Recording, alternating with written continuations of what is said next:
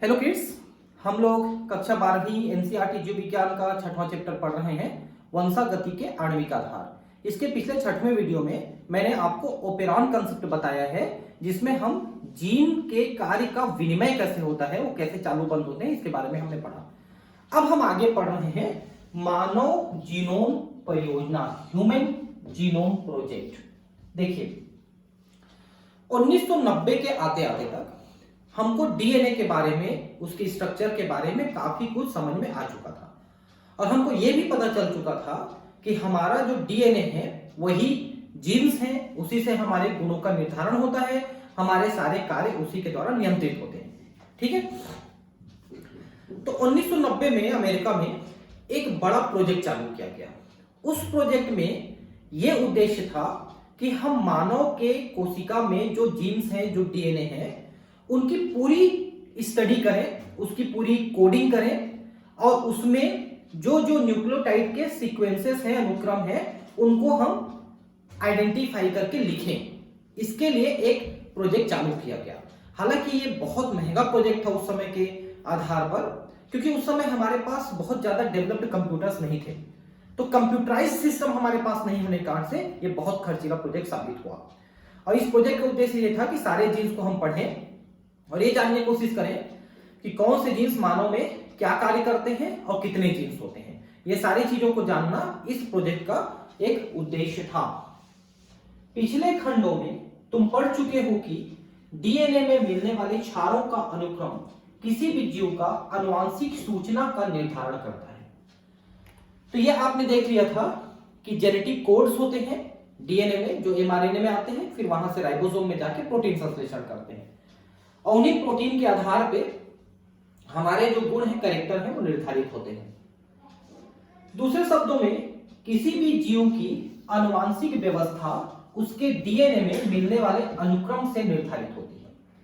ठीक है, तो डीएनए में जिस तरह के अनुक्रम है उसके आधार पे हमारे गुण निर्धारित होते हैं, और इसीलिए चूंकि हमारे आपके सबके जो जीन्स हैं, डीएनए हैं, वो 99.9% समान है, इसलिए हम और आप इतने प्रतिशत समान हैं।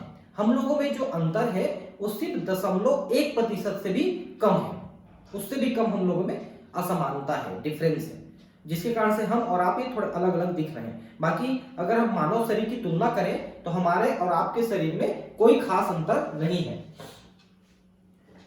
दो विभिन्न व्यक्तियों में मिलने वाला डीएनए अनुक्रम कुछ जगहों पर भिन्न भिन्न होता है, ठीक है, कुछ ही जगहों पे अलग होता है। उसी को अपन variable number of tandem repeats कहते हैं, जिसको डीएनए टेस्ट में हम, डीएनए फिंगरप्रिंटिंग में हम उसको आइडेंटिफाई करते हैं, बाकी जगह सेम होते हैं। ये कल्पनाएं मानव जीवों में मिलने वाले पूर्ण डीएनए अनुक्रम के बारे में पता लगाने के लिए विवश करती है। तो मानव जीनोम कैसा बना हुआ है, क्या क्या अनुक्रम है, इनको हम जानना चाहते थे। आनुवांशिक अभियांत्रिकी तकनीकों के विकास से किसी भी डीएनए खंड को विलगित व क्लोन किया जा सकता है। विलगित मतलब अलग करना, क्लोन मतलब उसकी कॉपी तैयार करना। वह डीएनए अनुक्रमों को शीघ्र जानने के लिए साधारण तकनीक के विकास से 1990 में मानव जीनोम के अनुक्रमों को पता लगाने के लिए एक महत्वाकांक्षी योजना की शुरुआत हुई। तो उस समय कोई एडवांस तकनीकें नहीं थी हमारे पास, मैनुअल तरीके से हम उसको पढ़ना और देखना चाहते थे। 1990 से शुरुआत हुई और ये करीब 2003 तक चली। हालांकि उस समय तक हमारे जो 23 जोड़े क्रोमोसोम है, 46 क्रोमोसोम, उसमें जो पहला जोड़ा क्रोमोसोम है, पहला जोड़ा जो गुणसूत्र है, उसको हम नहीं पढ़ पाए थे 2003 तक, और ये प्रोजेक्ट को कंप्लीट मान लिया गया था। फिर आगे जब कंप्यूटर का विकास हुआ तो 2006 में जाकर के हम उस एक क्रोमोसोम को, पहले क्रोमोसोम की स्टडी कर पाए थे।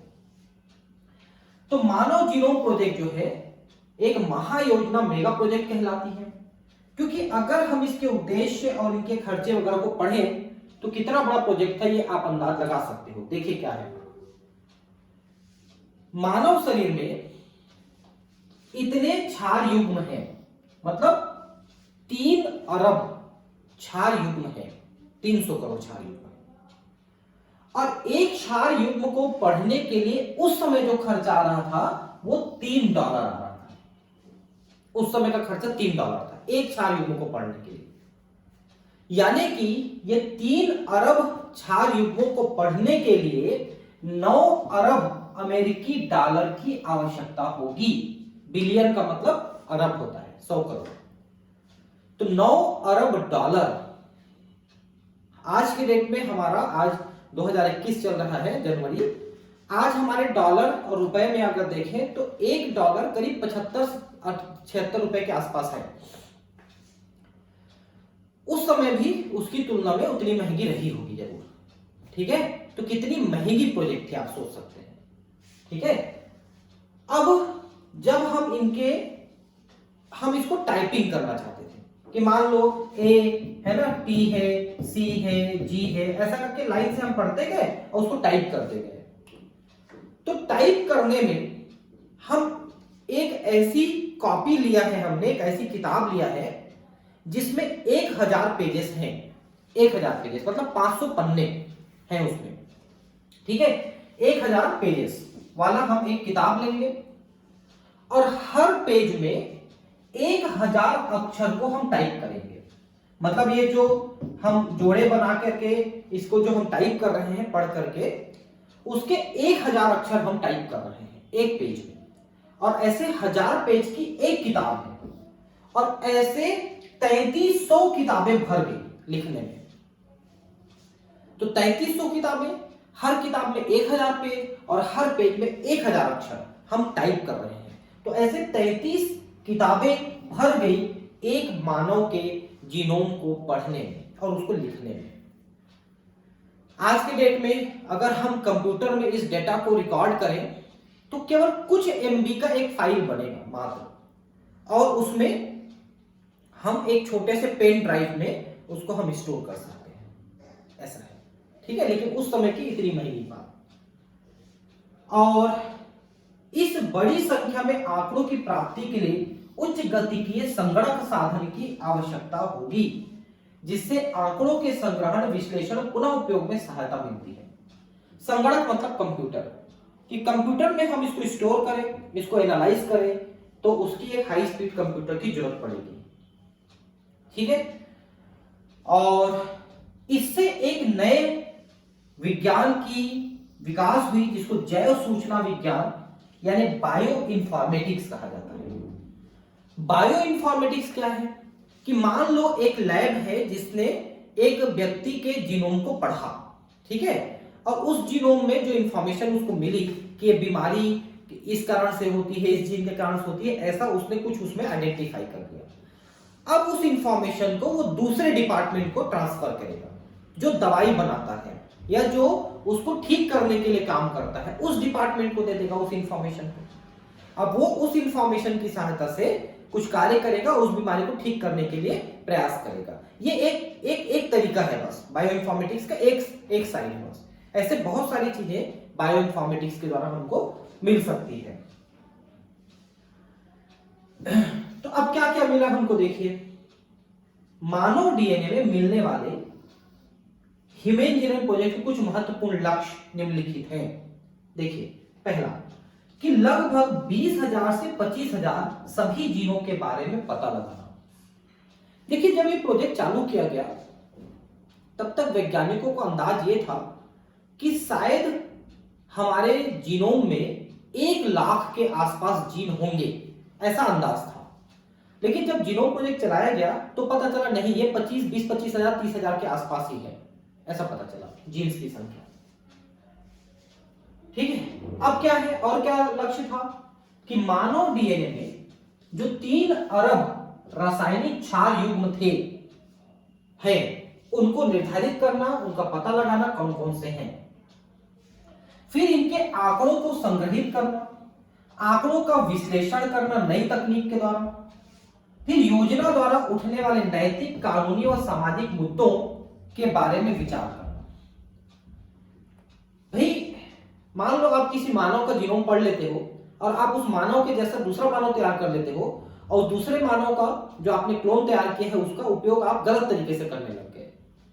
तो इस तरह की चीजें ह्यूमन जीनोम प्रोजेक्ट से उत्पन्न हो सकती थी, इसलिए इसके बारे में भी विचार करना आवश्यक था कि यह नैतिकता कहां तक सही है और कहां तक गलत है। मानव जीनोम प्रोजेक्ट 13 वर्ष की योजना का, जिसे अमेरिकी ऊर्जा विभाग देखिए अमेरिका के और कहां-कहां के विभाग इस पे सहायता कर रहे थे। तो अमेरिकी ऊर्जा विभाग, यूएसए डिपार्टमेंट ऑफ एनर्जी और राष्ट्रीय स्वास्थ्य संस्थान नेशनल इंस्टीट्यूट ऑफ हेल्थ द्वारा सहयोग प्राप्त था। ठीक है। और प्रारंभिक वर्षों में वेलकम न्यास यूके की एचजीपी में भागीदारी थी। यूनाइटेड किंगडम यानी ब्रिटेन और अमेरिका मिलकर इस प्रोजेक्ट को चालू किए और 13 साल तक चलाए, यानी 1990 से 2003 तक चलाए। बाद में जापान, फ्रांस, जर्मनी, चीन इन देशों ने भी सहयोग प्रदान किया। यह योजना 2003 में पूर्ण हो गई, लेकिन यहां पर पहले क्रोमोसोम की स्टडी अभी तक नहीं हो पाई थी, वो 2006 में पूरी हो पाई कंप्यूटर के माध्यम से। विभिन्न व्यक्तियों में मिलने वाले डीएनए की विभिन्नता के बारे में प्राप्त जानकारी से मानव में मिलने वाले हजारों अनियमितताओं के बारे में पहचानने, उपचार करने, कुछ हद तक उनके रोकने में सहायता मिली है। मैं आपको एक चीज बता दूं कि मानव में जो बीमारियां होती हैं, जेनेटिक बीमारियां भी और बिना जेनेटिक नॉन जेनेटिक बीमारियां भी, ये जीन्स के माध्यम से ही होती है। नहीं हो, क्योंकि एक चीज आप जानिए कि जब कोई बैक्टीरिया वायरस हमारे शरीर में अटैक करता है, हमारी कोशिकाओं में अटैक करता है, तो उन बैक्टीरिया वायरस को हमारी कोशिका के अंदर सहायता मिलती है, प्रोटीन्स की सहायता, जिसके कारण से वो वृद्धि कर पाता है। जैसे आतंकवादी आते हैं दूसरे देशों से, तो हमारे देश के गद्दार लोग उनकी सहायता करते हैं, तभी वो हमारे देश में गड़बड़ी कर पाते हैं। वैसी होता है इनके। तो हम क्या करते हैं कि उन प्रोटीन्स के बनने की जगह को हम रोकना चाहते हैं, जिससे उनको सहायता न मिल सके प्रोटीन की, और वो हमारे कोशिकाओं में वृद्धि ना कर सके। इसके लिए हम प्रयास करते हैं। इसके अतिरिक्त मानव जीव विज्ञान के सुरागों को समझने, अमानवीय जीवों के डीएनए अनुक्रम की प्राप्त जानकारी के आधार पर उनकी प्राकृतिक क्षमताओं को उपयोग कर स्वास्थ्य सुरक्षा, कृषि, ऊर्जा उत्पादन और पर्यावरण सुधार की दिशा में उठने वाली चुनौतियों को हल किया जा सकता है। तो ये सारी चीजें हम मानव जीनोम प्रोजेक्ट के साथ, जो दूसरे जीवों का जीनोम प्रोजेक्ट है, आज के डेट में तो हम हजारों जीवों का पढ़ चुके हैं, क्योंकि एक सिंपल कंप्यूटर सिस्टम के माध्यम से हम पढ़ सकते हैं, जिसमें नहीं के बराबर खर्च आएगा। खर्च तो आएगा लेकिन कम आएगा, मतलब कंप्यूटर पढ़ेगा इसलिए कम खर्च आएगा, बहुत कम खर्च आएगा, नहीं के बराबर।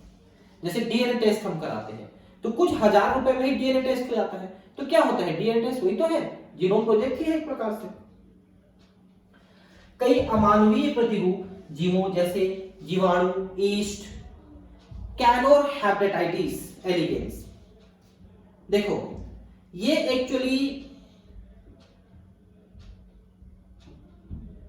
रेप्टाइटिस एलिगेंस, ये एक निमेटोड है, सूत्रकृमि, मतलब जैसे स्केलिस होता है ना वैसा।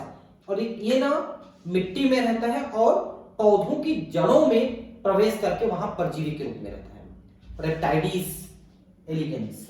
ठीक है, इनका पढ़ चुके अपन, ड्रोसोफिला का पढ़ चुके, पौधे में धान है, एरेबिडोप्सिस। एरेबिडोप्सिस एक पौधा है जो वास्तव में खरपतवार पौधा है, और ये सरसों के कुल का पौधा है, ब्रेसिकेसी फैमिली, क्रूसीफेरी फैमिली का पौधा है। ये वीड के रूप में मिलता है, एरेबिडोप्सिस मतलब सरसों जैसा पौधा। तो इन सभी के अनुक्रम के बारे में हमको जानकारी मिल चुकी है। इनका हमने ह्यूमन जीनोम प्रोजेक्ट जैसा प्रोजेक्ट इनके जीनोम प्रोजेक्ट के लिए चला चुके हैं अपन। अब कार्य प्रणालियां, इन विधियों में दो महत्वपूर्ण तरीकों का उपयोग किया गया है। पहले प्रयास में उन सभी जीन जो आरएनए के रूप में व्यक्त होते हैं उनके बारे में ध्यान देना, इसे व्यक्त अनुक्रम घुंडी, एक्सप्रेस्ड सीक्वेंस टेक्स्ट कहा गया।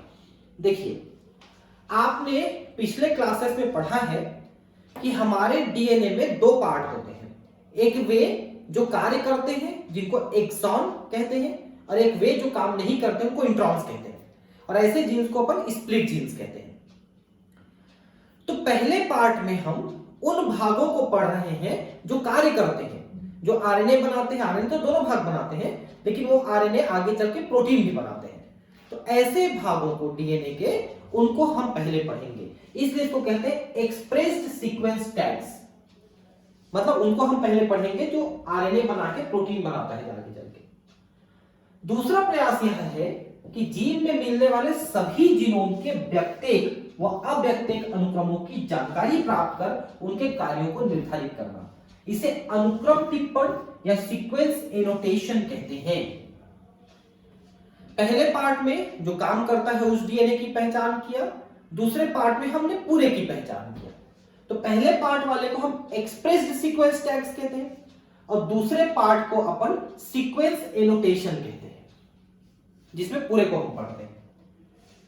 कोशिका के पूर्ण डीएनए में स्थित अनुक्रमों की जानकारी के लिए पहले इसे विलगित कर छोटे छोटे यादृच्छिक खंड, याद करो डीएनए एक बहुत लंबा बहुलक है, इस कारण से डीएनए के लंबे टुकड़ों के अनुक्रमण में परेशानी होती है, तो इसलिए इसके छोटे यादृच्छिक खंड बनाकर संवाहकों का उपयोग उचित आतिथ्य में भेज देते हैं। देखिए हम क्या करते हैं, जिस डीएनए का अनुक्रम हमको जानना है, क्योंकि वो डीएनए बहुत लंबा है तो हम उसके छोटे छोटे टुकड़े करते हैं। ये टुकड़े हम रेस्ट्रिक्शन एंडोन्यूक्लियस एंजाइम की सहायता से करते हैं। फिर उन टुकड़ों को हम अलग अलग होस्ट में डाल देते हैं, अलग अलग कोशिकाओं में। किन कोशिकाओं में? जो उन जीन्स को लेकर के, उन डीएनए को लेकर के, टुकड़ों को लेकर के अपने अंदर रख लें, उन्हें होस्ट या पोषक कहते हैं। इसके लिए हम लोग या तो जीवाणु का प्रयोग करते हैं या ईस्ट का प्रयोग करते हैं। तो जीवाणु के जो डीएनए है, क्रोमोसोम है एक प्रकार से, उसके साथ हम जोड़ देते हैं क्रोमोसोम के छोटे टुकड़ों को, डीएनए के छोटे टुकड़ों को, या फिर ईस्ट के डीएनए के साथ जोड़ देते हैं। तो उसे बीएसी या वाईएसी कहते हैं, बैक्टीरियल आर्टिफिशियल क्रोमोसोम या ईस्ट आर्टिफिशियल क्रोमोसोम। समझ पा रहे हैं मैं क्या बोल रहा हूं?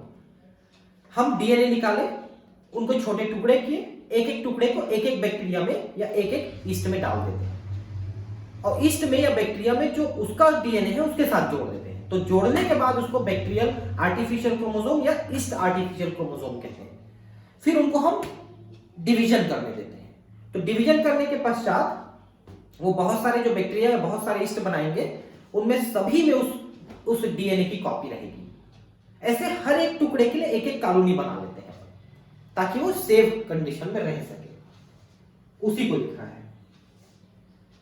क्लोनिंग प्रत्येक डीएनए के प्रवर्धन में सहायता करता है, जिससे इन अनुक्रमों के बारे में जानकारी मिलना आसान हो जाता है। ठीक है, तो बैक्टीरिया की या ईस्ट की क्लोनिंग कर देते हैं, जिससे वो कॉपी उसमें भी पहुंच जाती है। तो अब उसके बारे में जानकारी लेना आसान हो जाता है, उनको पढ़ना आसान हो जाता है। सामान्यतया उपयोगी आतिथ्य जीवाणु व ईस्ट है और संवाहकों को बीएसी, ये देखिए बीएसी बैक्टीरियल आर्टिफिशियल क्रोमोसोम या वाईएसी यानी ईस्ट आर्टिफिशियल क्रोमोसोम कहते हैं। बीएसी या वाईएसी, बैक्टीरिया में जोड़ दिया तो बैक्टीरियल आर्टिफिशियल क्रोमोसोम, ईस्ट में जोड़ दिया तो ईस्ट आर्टिफिशियल क्रोमोसोम। ठीक है, छोटे छोटे टुकड़े करके एक टुकड़े को बैक्टीरिया में या ईस्ट में डाल दिया हमने। खंडों को स्वचालित डीएनए अनुक्रमक, डीएनए सीक्वेंसर, जो फ्रेडरिक सेंगर द्वारा विकसित विधि के सिद्धांत पर कार्य करता है, का उपयोग कर अनुक्रमण करते हैं। अब वो जो डीएनए के छोटे छोटे खंड हैं, उनकी स्टडी कैसे करेंगे? तो फ्रेडरिक सेंगर ने एक विधि बताई थी, उस विधि के आधार पर तैयार की गई एक मशीन पे हम उसकी स्टडी करते हैं और उसमें हम जो न्यूक्लियोटाइड का अनुक्रम है उसको हम पढ़ते हैं, फिर टाइप करके लिख देते हैं। याद करो, प्रोटीन में अमीनो अम्लों के अनुक्रमों को निर्धारित करने वाली विधि के विकास का श्रेय भी सेंगर को ही जाता है। अब एनसीईआरटी ने यहां पर लिखा, याद करो कि सेंगर को जाता है। कहां पर लिखा है? हम तो पूरी 11वीं पूरी 12वीं का एनसीईआरटी पढ़ा दिए आपको, लेकिन कहीं पर नहीं मिला ये कि सेंगर ने उस विधि का प्रयोग किया था। लेकिन लिखा है तो मतलब आपको ये याद करना है कि प्रोटीन के सीक्वेंस को भी पढ़ने का जो विधि है वो सेंगर ने दिया था और डीएनए के सीक्वेंस को भी। इन अनुक्रमों को एक दूसरे में स्थित अंशछादन यानी ओवरलैपिंग के आधार पर व्यवस्थित करते हैं। अनुक्रमण हेतु अंशछादन खंडों का निर्माण होना आवश्यक है। इन अनुक्रमों को मनुष्य द्वारा पंक्तिबद्ध करना संभव नहीं है। इस कारण से कंप्यूटर आधारित विशेष प्रक्रमण प्रोग्राम के विकास की आवश्यकता है। तो इन अनुक्रमों को ऐसे आप आसानी से नहीं पढ़ सकते, उसके लिए आपको कंप्यूटर की आवश्यकता पड़ेगी। ठीक है, बाद में इन अनुक्रमकों का टिप्पणी कर प्रत्येक गुणसूत्र के साथ निर्धारित किया गया। ठीक है, तो मतलब यह है कि कौन सा गुणसूत्र कैसा बना हुआ है, उसमें किस तरह के अनुक्रम लगे हुए हैं, इसको हमने पढ़ा, ये कहना है इसका। और जैसा मैंने आपको कहा था कि 2003 में गुणसूत्र 1 का अनुक्रमण नहीं हो पाया था। देखिए, गुणसूत्र 1 का अनुक्रमण मई 2006 मानव के 24 गुणसूत्रों में अंतिम था। 22 3 लिंग गुणसूत्र और XY की अनुक्रमण की आवश्यकता है। मतलब यह है जी कि आपको पता होगा ना कि हमारे में 23 जोड़े गुणसूत्र हैं और 23 जोड़े में से 22 जोड़े ऑटोसोम हैं और एक जोड़ा XX या XY ये आपका सेक्स क्रोमोसोम है। तो इन सब की स्टडी करने की आवश्यकता है। दूसरा चुनौतीपूर्ण कार्य जीनोम का आनुवंशिक व भौतिक नक्शे तैयार करना था। अब नक्शा तैयार करना कि भाई किस क्रोमोसोम में कौन सा जीन कहां पर है, उसको जेनेटिक मैपिंग कहा जाता है, जीन मैपिंग कहा जाता है। कि हमने ये क्रोमोसोम बना लिया, ये क्रोमोसोम है, अब इसमें यहां पर यहां पर यहां पर यहां पर कौन कौन से जीन्स हैं, इसको बताना, मैपिंग करना, वो जेनेटिक मैपिंग कहलाता है। बहुरूपीय प्रतिबंधन एंडोन्यूक्लियस पहचान स्थल व दोहराए गए डीएनए के अनुक्रमों जिसे सूक्ष्म अनुसंगी माइक्रोसैटेलाइट दोहराए गए डीएनए अनुक्रमों में बहुरूपीय की उपयोगिता के बारे में अगले खंड में डीएनए फिंगरप्रिंटिंग में पढ़ेंगे कहते हैं। अब ये क्या लिखा मैं आपको बता रहा हूं, समझ लीजिए। Endonuclease enzyme, restriction endonuclease enzyme निश्चित जगह से काटता है। तो पूरे डीएनए में वो निश्चित जगह जो है वो जहां जहां पर है वहां वहां से काट देगा। तो डीएनए के जो छोटे छोटे टुकड़े हमको मिले वो सैटेलाइट कहलाते हैं, छोटे सैटेलाइट। ठीक है, वहां से उनको निकाल करके हम डीएनए सीक्वेंसिंग करते हैं। तो ये देखिए एक छोटा सा फोटो बना हुआ है कि एक महिला है, इसकी कोई कोशिका मिल गई शरीर की, कोशिका के डीएनए को निकाल लिया हमने, डीएनए को कंप्यूटर के माध्यम से पढ़ा, तो ऐसे करके सीक्वेंसेस हमको मिलते चले गए। मानव जीनोम की मुख्य विशेषताएं क्या रही हैं? पहला, मानव जीनोम इतने करोड़ क्षार युग्म से बने होते हैं, 3164.7 करोड़ क्षार युग्म से बने होते हैं। मतलब ये 3 अरब क्षार युग्म हुआ करीब करीब। और हर जीन में औसत 3000 क्षार स्थित होते हैं। देखिए, आपने अभी तक क्या समझा कि गुणसूत्र है, गुणसूत्र के अंदर डीएनए है, डीएनए के अंदर जीन है। इसका क्या मतलब है कि डीएनए के छोटे छोटे हिस्से को आप एक एक जीन कहेंगे। तो एवरेज एक जीन कितना बड़ा होता है? जिसके अंदर 3000 न्यूक्लियोटाइड के जोड़े होते हैं, ए टी जी सी ऐसा वाले जो जोड़े होते हैं 3000 एवरेज। हालांकि ये संख्या ज्यादा या कम होती है छोटे और बड़े जीन्स में, हम एवरेज की बात कर रहे हैं। छोटे जीन्स में 10 20 50 भी हो सकते हैं, बड़े जीन्स में 3000 से ज्यादा भी हो सकते हैं। ठीक है, लेकिन एवरेज हम 3000 मान रहे हैं।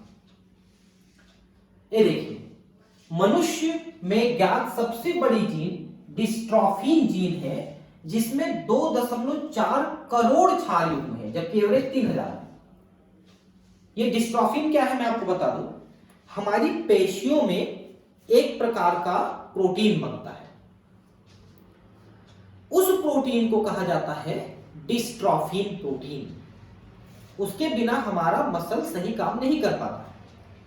और इस प्रोटीन को बनाने वाला जो जीन है उसमें 2.4 करोड़ क्षार युग्म है।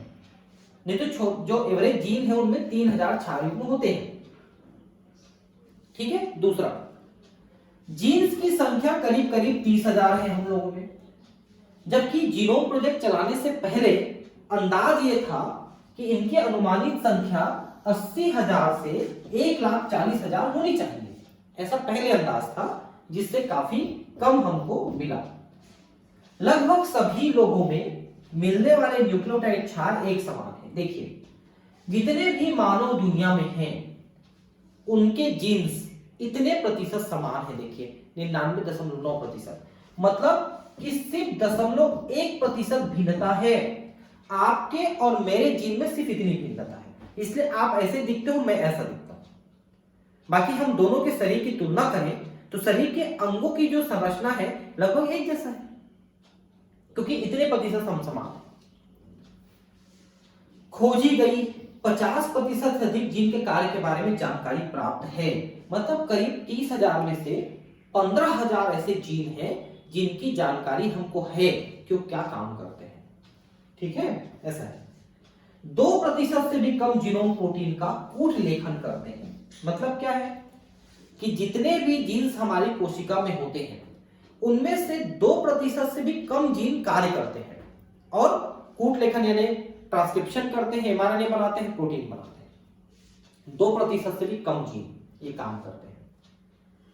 मानव जीनोम के बहुत बड़े भाग का निर्माण पुनरावृत्ति अनुक्रम द्वारा होता है। मतलब समझे क्या होता है? जैसे कि मान लो ये डीएनए है, ठीक है, बहुत लंबा डीएनए। इसे मान लो ATCGT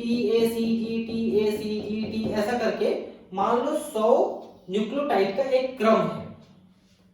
ठीक है, यही क्रम बार बार सेम टू सेम रिपीट होता है, कई कई जगह पे रिपीट होता है। उसको टेंडेम रिपीट्स कहते हैं, अनुक्रमों का रिपीट्स। बस उसी रिपीट्स की संख्या में कहीं कहीं पर संख्या में अंतर होता है। जैसे मान लो एक रिपीट की संख्या मेरे में 200 बार है और आप में 190 बार है या 210 बार है, ऐसा हो सकता है। समझ रहे हैं बात को? ये जो अनुक्रम है, मान लो ATCGTACGTCAGTCAC, ऐसा ये सीक्वेंस है मान लो। अब ऐसा कैसा सेम टू सेम जगह जगह डीएनए में रिपीट होगा, वही टेंडेम रिपीट है। उसी के संख्या में अंतर है कि कितने बार रिपीट हो रहा है, मेरे और आपके में वही अंतर है। पुनरावृत्ति अनुक्रम डीएनए के फैले हुए भाग हैं जिनकी कभी कभी 100 से 1000 बार पुनरावृत्ति होती है। देखिए एक ही अनुक्रम 100 बार 200 बार रिपीट हो जाता है, जिनके बारे में यह विचार है कि इनका सीधा कूट लेखन में कोई कार्य नहीं है, लेकिन इनसे गुणसूत्र की संरचना, गति के विकास के बारे में जानकारी प्राप्त होती है। तो जहां जहां पर ये रिपीट्स होते हैं जनरली वो कार्य नहीं करने वाले जीन्स के हिस्से हैं, डीएनए के हिस्से हैं। ठीक है, लेकिन विकास के क्रम में जब हम लोग इस तरह से बने आगे चल के, उस समय कभी ये काम करते रहे होंगे। गुणसूत्र 1 में सर्वाधिक जीन 2968 जीन, मतलब करीब करीब 3000 जीन। देखिए गुणसूत्र जितना बड़ा रहेगा, डीएनए उतना बड़ा रहेगा, तो उसमें जीन्स की संख्या उतनी ज्यादा रहेगी, क्योंकि उतने ज्यादा टुकड़े कर सकते हो आप। तो गुणसूत्र 1 में 3000 के आसपास जीन है, जबकि वाई गुणसूत्र जो पुरुष में होता है इसमें सिर्फ 231 जीन है, क्योंकि बहुत छोटा गुणसूत्र है, तो जीन्स की संख्या कम है। वैज्ञानिकों ने मानव में लगभग 1.4 करोड़ जगहों पर अलग अलग 11 क्षार SNPs, एकल न्यूक्लियोटाइड बहुरूपता, सिंगल न्यूक्लियोटाइड पॉलीमॉर्फिज्म, जिसे SNPs कहा जाता है, का पता लगाया। मतलब क्या है कि 1.4 करोड़ ऐसे जगह हैं जहां पर ये जो न्यूक्लियोटाइड है वो सिर्फ वहीं पर है और कहीं पर नहीं है, ऐसा है। Single nucleotide polymorphism, SNPs। ठीक है, SNPs।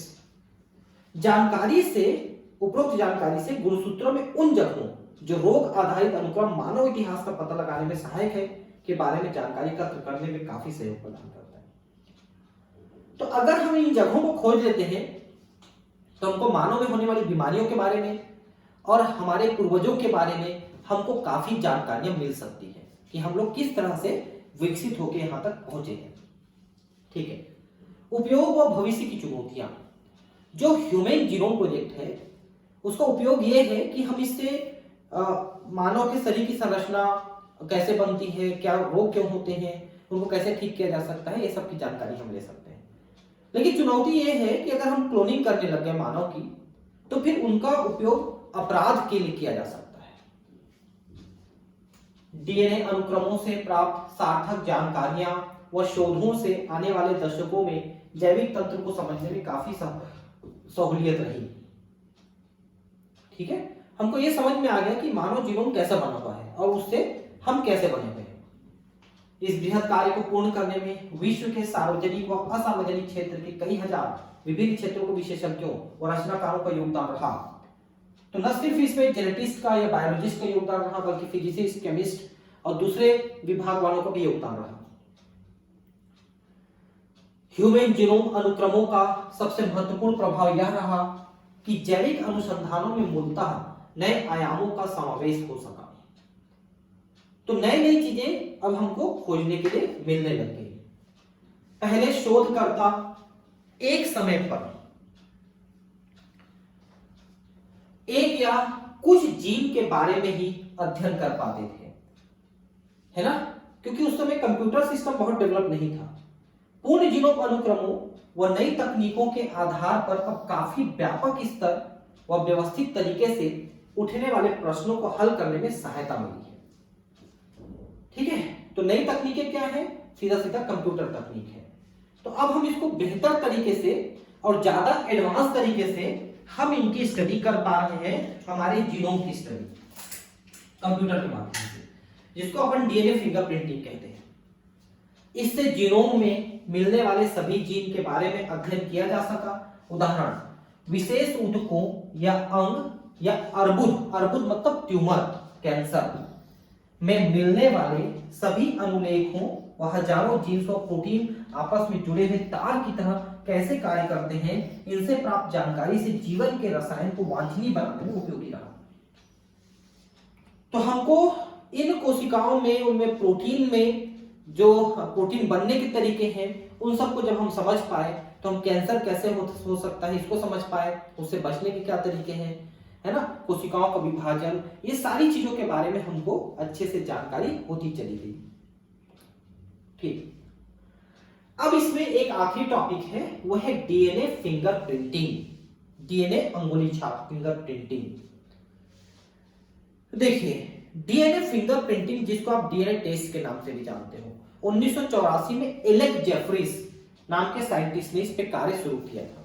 ठीक है, इसमें हम क्या करते हैं, हम टेंडेम रिपीट्स को आइडेंटिफाई करते हैं।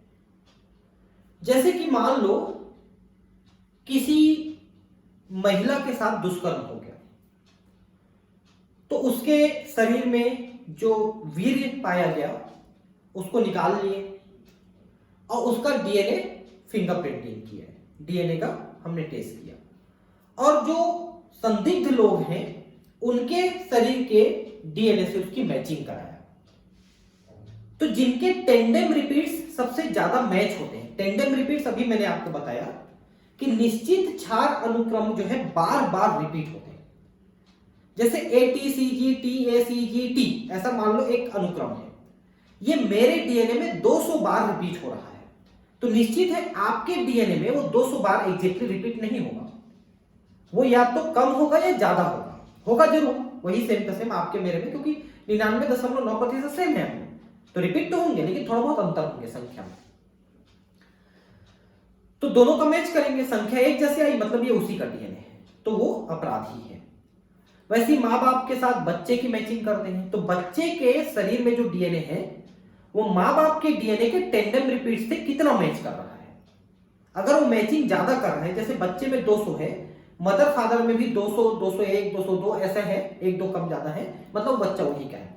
जबकि दूसरा आदमी जो अब मेरा बच्चा है कह रहा था, उसके साथ उसके रिपीट्स की संख्या कम मैच हुई, उसके साथ 70, 80, 85 हुई, लेकिन इसके साथ 200 हो गई। तो मतलब जिनके साथ ज्यादा मैच किया है वो बच्चा उनका है।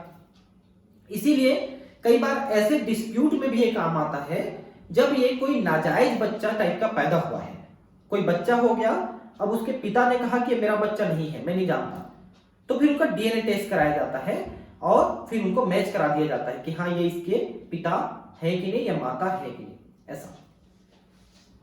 तो वो जो रिपीट्स है ना, उनको कहते हैं variable number of tandem repeats, कि मेरे में और आप में उनका नंबर अलग अलग वेरिएबल नंबर है। अगर हम एक ही माँ बाप की संतानें हैं तो हमारे आपके मैचिंग ज्यादा होगा, लेकिन आप और हम दोनों रिलेटिव नहीं है, एक ही माँ बाप के संतानें नहीं है, तो हमारा आपके में मैचिंग नहीं होगा, मतलब कम होगा, वेरिएबल रहेगा, नंबर चेंज हो जाएगा टेंडम रिपीट्स का। वो संख्या बार बार जो रिपीट हो रही है वो संख्या अलग अलग आएगी, उसी को मैच करते हैं। पिछले खंड में यह बताया गया है कि मनुष्यों में मिलने वाले 4 अनुक्रम लगभग 99.9% समान होते हैं। यह मानते हुए कि मानव जीनोम में 3 अरब क्षार युग्म हैं, तो कितने क्षार अनुक्रमों में अंतर है ये हमको पहचानना है। भाई इतना तो समान है, तो 0.1% जो अंतर है उसमें कितना अंतर है, क्योंकि इसमें भी कम ज्यादा अंतर होता है।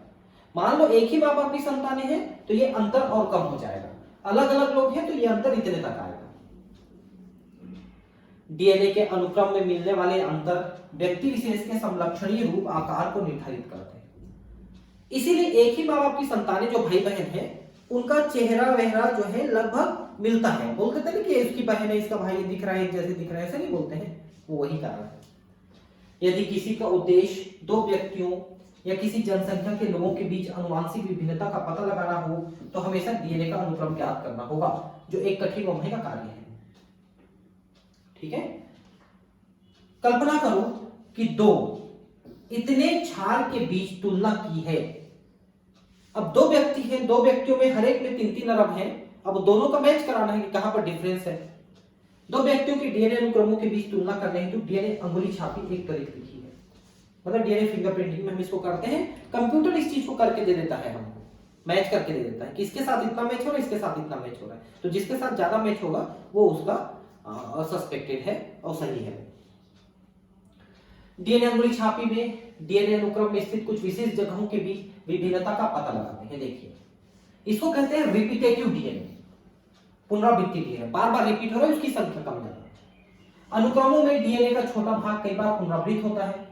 इस पुनरावृत्ति डीएनए को जीनोमिक डीएनए के ढेर से अलग करने के लिए जो विभिन्न शिखर बनाए जाते हैं, घनत्व, प्रवणता, केंद्रीकरण द्वारा अलग करते हैं। उन जगहों को छांट लेते हैं जहां पर अंतर है। डीएनए ढेर एक बहुत बड़ा शिखर बनाता है, जबकि साथ में अन्य छोटे शिखर बनते हैं जिसे अनुषंगी डीएनए, सैटेलाइट डीएनए कहते हैं। तो जहां पर रिपीट होते हैं उनके टुकड़े अलग करके उनका ढेर बना देते हैं, रिपीट नहीं करते उनको अलग कर देते हैं। तो जो रिपीट होते हैं बड़े ढेर बनते हैं, जो रिपीट नहीं करते छोटे ढेर बनते हैं। क्षार घटकों, खंडों की लंबाई व पुनरावृत्ति इकाइयों के आधार पर अनुषंगी, लघु अनुषंगी आदि में वर्गीकृत किया जाता है।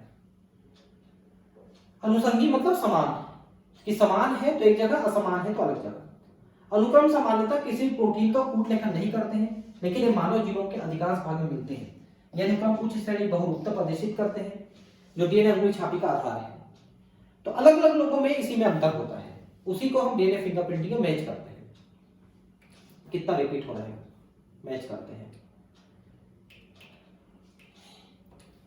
किसी व्यक्ति के विभिन्न ऊतकों जैसे खून बाल पूटक यानी कि हेयर फॉलिकल, बाल को उखाड़ोगे तो नीचे थोड़ी सी कोशिकाएं आ जाती हैं, त्वचा, हड्डी, लार, शुक्राणु आदि से प्राप्त डीएनए में एक समान बहुरूपता मिलती है। तो शरीर किसी भी कोशिका से आप डीएनए निकालिए, जो न्यायालय उपयोग में एक पहचान औजार के रूप में उपयोगी है। चूंकि बहुरूपता जनक से बच्चों की ओर वंशागत होती है, इसलिए डीएनए अंगुली छापी विवाद की स्थिति में पैतृक परीक्षण में सहायता होती है। कि मतलब किसी बच्चे का माँ बाप कौन है उसकी पहचान करना आसान होता है। कई बार बड़े हॉस्पिटल में बच्चे जो है मिक्स हो जाते हैं, तो फिर उनकी पहचान डीएनए फिंगरप्रिंटिंग से करते हैं कि कौन किसका माँ बाप है। डीएनए अनुक्रम में मिलने वाली बहुरूपता के साथ साथ डीएनए अंगुली छापी मानव जीनोम के आनुवंशिक नक्शे तैयार करने में लगभग लाभदायक है। आनुवंशिक नक्शा मतलब जेनेटिक मैप, जिसमें किस क्रोमोसोम में कौन सा जीन है। साधारण तौर से हमें यह समझ लेना चाहिए कि डीएनए बहुरूपता क्या है। डीएनए बहुरूपता का मतलब डीएनए के अंदर अंतर है ना। बहुरूपता आनुवंशिक आधार पर विभिन्नता, उत्परिवर्तन के कारण ही उत्पन्न होते हैं। क्योंकि अलग अलग लोगों में जो डीएनए में अंतर है वो अलग अलग उत्परिवर्तन के कारण से है, इसलिए वो अलग अलग दिखते हैं।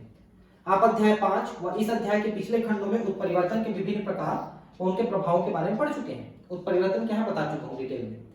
किसी व्यक्ति में नए उत्परिवर्तन उसकी कायिक कोशिकाओं या जनन कोशिकाओं, लैंगिक प्रजनन करने वाली जीवों उस कोशिका से युग्मक बनाते हैं, में पैदा होती है। देखिए जब हम अंडाणु या शुक्राणु बनाते हैं तो एक तो क्रॉसिंग ओवर के कारण से भी भिन्नता आती है और उत्परिवर्तन के कारण से भिन्नता आती है। उसी कारण से उसमें जो पैदा होने वाला जीव है उसमें थोड़ा बहुत अंतर होता ही है। इसलिए एक ही माँ बाप के भी बच्चे होते हैं तब भी उनमें थोड़ा बहुत अंतर देखने को मिलता है। यदि जनन कोशिका उत्परिवर्तन किसी व्यक्ति की संतान उत्पत्ति क्षमता को गंभीर रूप से प्रभावित नहीं करते हैं तो यह उत्परिवर्तन स्थानांतरित होता है, जिससे जनसंख्या के दूसरे सदस्यों में यह फैल जाता है। उत्परिवर्तन यदि हुआ तो अगली पीढ़ी में जा सकता है, अंडाणु शुक्राणु में हुआ तो, लेकिन तब जब वो उसकी प्रजनन क्षमता को डिस्टर्ब ना करेगा। विकल्पी अनुक्रम विभिन्नता, जिसे परंपरागत रूप से डीएनए बहुरूपता कहते हैं। विकल्प जैसे कि कैपिटल टी स्मॉल टी बनते हैं, तो मान लो कैपिटल टी था उत्परिवर्तन द्वारा स्मॉल टी बन गया, स्मॉल टी था तो कैपिटल टी बन गया, ऐसा हो सकता है उत्परिवर्तन द्वारा।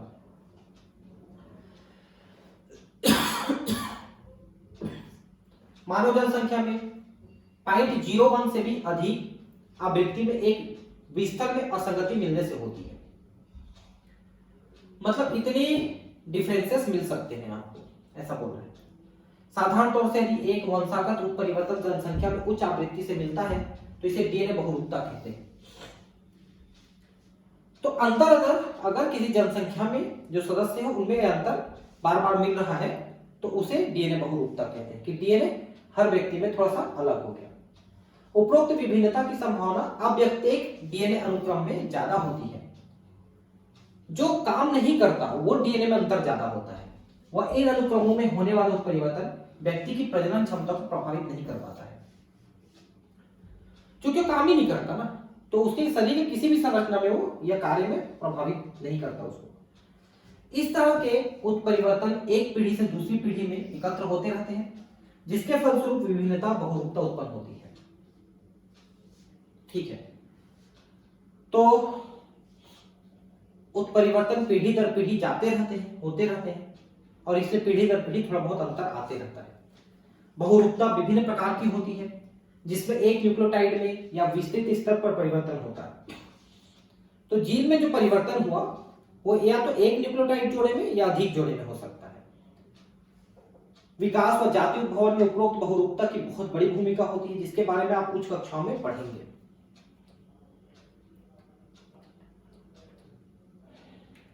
देखिए यहां पर एक प्रक्रिया दिया हुआ है, उसको मैं शॉर्ट में आपको बता देता हूं। इसको आप पढ़ेंगे तो आपको समझ में आएगा। ठीक है, जैसे कि ये हम किसी की डीएनए को मैच करना चाहते हैं। ठीक है, तो मान लो ये एक बच्चा है, ये एक बच्चा है, एक मिनट, हाँ ये एक बच्चा है, उसका डीएनए सीक्वेंस ऐसा है। ठीक है, स्लाइड में। अब ये बच्चा मेरा है करके दो लोगों ने क्लेम किया है। अब दो लोगों ने क्लेम किया, जिसमें एक कपल ये है जिसका डीएनए है और दूसरा कपल ये है जिसका डीएनए है। अब इन दोनों का डीएनए फिंगरप्रिंटिंग की है। इनका डीएनए ऐसा दिख रहा है, इसका डीएनए ऐसा दिख रहा है। अब इसको मैच करिए इस बच्चे के साथ। देखिए इस बच्चे का डीएनए जो है इसके साथ मैच हो रहा है, तो ये इसके माँ बाप है, ये बात इसके माँ बाप है। इस तरह से डीएनए को मैच कराया जाता है बच्चे के साथ मदर फादर का, या किसी भी सस्पेक्टेड का जहां पर क्राइम हुआ है वहां पर से मैच कराया जाता है। ठीक है, अब इसमें जो टेक्स्ट है ये कोई ज्यादा पढ़ने लायक चीज नहीं है, पढ़ सकते हैं, कोई दिक्कत नहीं है। और इनके बारे में मैं आपको बता चुका क्या होता है करके, सब चीजें मैंने आपको बता दिया है। ठीक है, अब इसको खत्म करते हैं, बहुत लंबा खींच गया ये चैप्टर। और अब हम अगला चैप्टर पढ़ेंगे जैव विकास के बारे में। ठीक है, मिलते हैं अगले चैप्टर में। Thank you.